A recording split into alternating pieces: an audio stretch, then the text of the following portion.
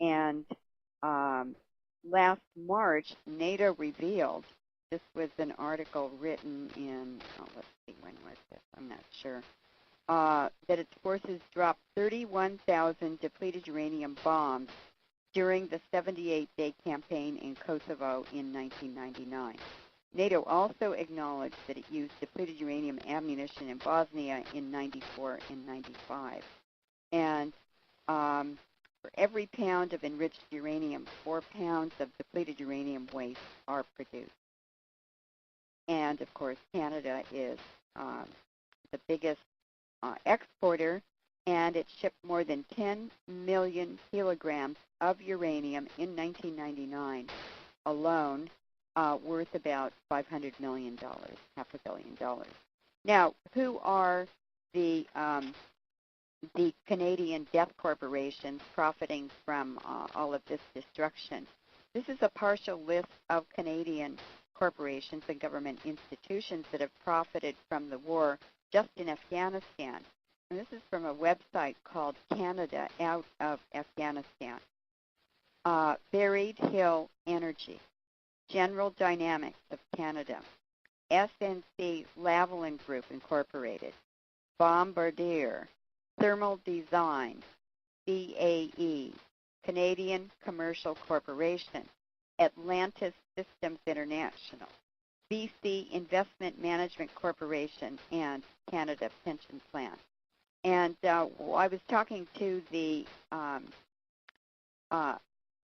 editor of Mohawk Nation News, and her name is Kahentanitha Horn, and Miss Horn said that the Mohawks had discovered north of Charlotte Lake in Ontario province a secret bomb-making manufacturing facility, and they were testing them, blowing them up there as well.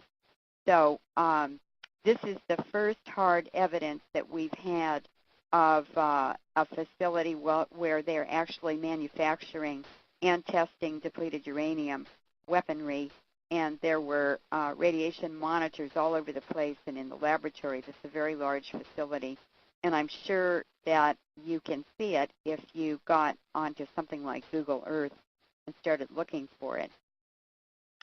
Now, did you want to add anything?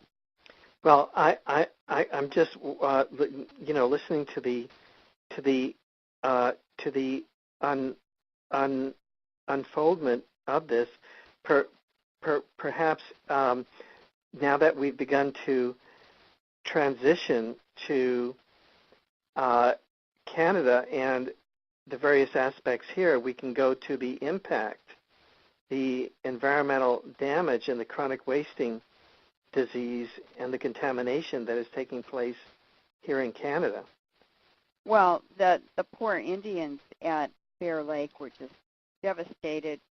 Their water and the lake and their food and everything has been contaminated. Of course, these corporations never clean it up, and they just continue mining around the world, and very often it's on indigenous lands, and these people have no employment. The practice with indigenous people is to keep them broke and to in no way allow them to benefit from colonialism. It destroys their social structure and their food supplies, and it just slowly destroys them. It's an extermination policy. And the environmental damage at Cigar Lake has been devastating. It's a very, very rich deposit. It's flooded. The mining waste was dumped in the lake. That's all poison now, and they're just licking their chops, waiting to be able to go back in again. Now, I have a map, and I've been working with a rancher in Alberta province, and I told her that chronic wasting disease is very high in wild game, in other words, deer and elk, around nuclear facilities in the U.S. It's almost always tied to military bases or testing grounds, that sort of thing. And so she came to meet me in Vancouver at the 9/11 conference, and I asked her to bring a map of Alberta and to put the Canadian Forces bases on the Alberta map, and then to designate where the highest chronic wasting disease is. And of course, it's right around the bases. In northern Edmonton, the Canadian Forces base at Namao has high chronic wasting disease around it. In southeast Alberta, the Canadian Forces base at Suffield is surrounded by chronic wasting disease. And of course, mad cow disease is in the cattle. In east central Alberta, the base at Wainwright, and in northeastern Alberta, the Canadian Forces base at Cold Lake is very bad also. And I know from talking to people on my speaking tours that there are some very, very strange military activities and experiments going on at Cold Lake, and I would guess it's biological, chemical, and radiological weapons. And of course, as was outlined in America, God, and the Bomb, the cruise missile was tested in Canada, not only in the coastal waters of Vancouver province, but in some of the bases in Alberta and probably others as well. There are also traces of depleted uranium in the Georgia Strait. I know that there's a study that has come out recently. Yes, that's correct. Not? And there are also at the Primrose Lake Air Weapons Range in northern Alberta, which was a NATO playground. The Dene Souline of Cold Lake have identified this as an area contaminated with depleted uranium as well as other weapons, and it's really impacted the fishing, hunting, trapping, and food gathering. And they just call it the face of genocide by the Canadian government and NATO. And it's really the indigenous people who know much more about what is happening than the white people, and it's because the indigenous people are much more dependent on the environment to provide food and other things that they need. Right. So just to clarify here, what you're saying is that at these various Canadian Forces bases in Alberta, it appears as though depleted uranium weapons have been used. That's correct. There's no doubt. It's absolutely positive that depleted uranium has been used on these bases. Right. And they're very badly contaminated. Right.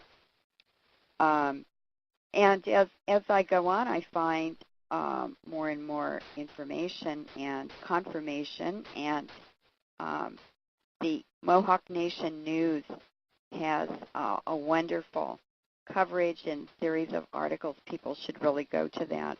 It's www.mohawknationnews.com. And she has Ms. Horan has a section on Charlotte Lake.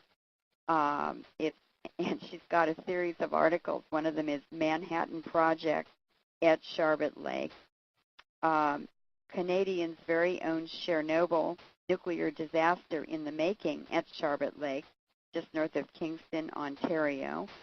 And then she wrote another one, Bulletin Algonquin Chief Doreen negotiating Haudenosaunee territory with Canada and Ontario, and what the Canadian Parliament, mining companies, and lawyers have set up is a bogus Algonquin Indian tribe with a fake chief named, let's see, I've forgotten what his name is. Anyway, he claims that he's the chief of this Algonquin tribe. They are claiming Mohawk land, which doesn't even belong to them, and the chief isn't even a Canadian. He's actually a Cherokee Indian from the United States. So he's probably FBI or he may be alcohol, tobacco, and firearms, but he's probably a COINTELPRO operator from the U.S.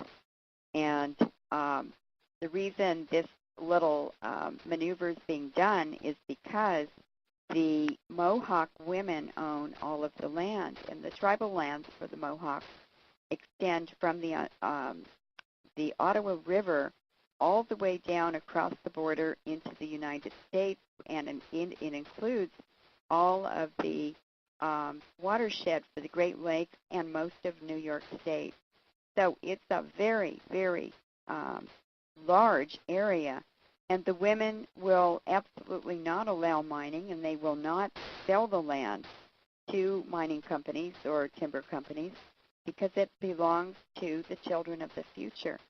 The Algonquins, who don't even own the land, are happy to claim it and then sell it to the mining companies and take the money and run.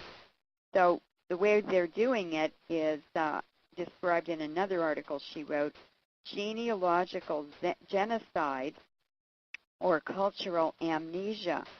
Charlotte Lake Algonquins are Mohawk. Who knew what and when did they know it? And here's another one, slimy bottom feeder caught in Charlotte Lake. And this is Robert Lovelace, who says he's the chief of the Ardoch Algonquins, but he's actually the COINTELPRO FBI, or Alcohol, Tobacco, and Firearms U.S. agent in Canada, claiming that he's an Algonquin. Then there's another article she wrote, snake oil salesman, fork-tongued snake oil salesman Robert Lovelace negotiating at Charlotte Lake.